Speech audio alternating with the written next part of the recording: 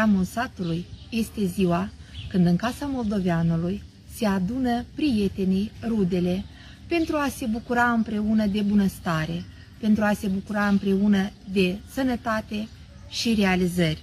În ajunul hramului, care la Șur se sărbătorește la data de 21 septembrie, am hotărât să întrebăm pe consătenii noștri despre semnificația acestei sărbători și despre faptul cum se pregătesc ei de această sărbătoare.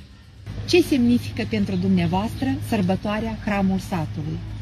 În primul rând, aceasta este o sărbătoare religioasă. În această zi sărbătorim nașterea Maicii Domnului. Tot în această zi, la masa de sărbătoare, cu bucate tradiționale, așteptăm să ne vie prietenii, copiii, rudele din alte localități. Domnul Mihai, îmi spuneți, vă rog frumos, de ce anume pe data de 21 septembrie sărbătorim noi Hramul satului?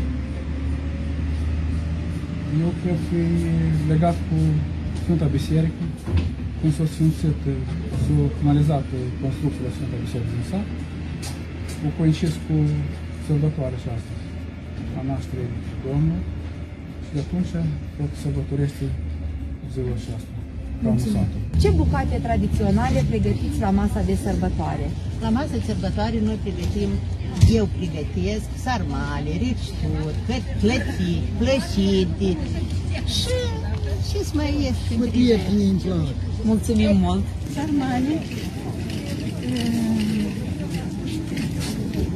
cotlete, fripturică, măniguță la ripsturel. De hram când ajungem ne gătim așa cum putem noi, așa, după bătrânețele noastre.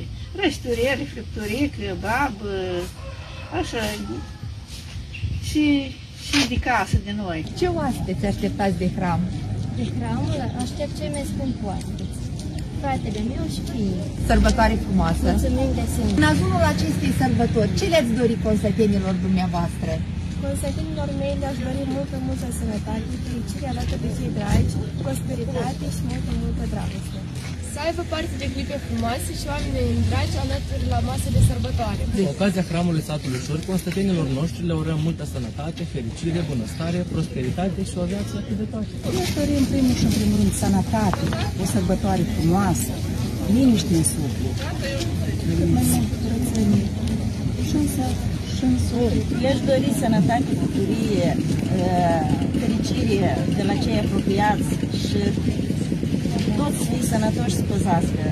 În ajunul acestei sărbători vreau să doresc la consătenii mei liniște sufletească, pace în inimă, bucurie la cei dragi, sănătate și aș dori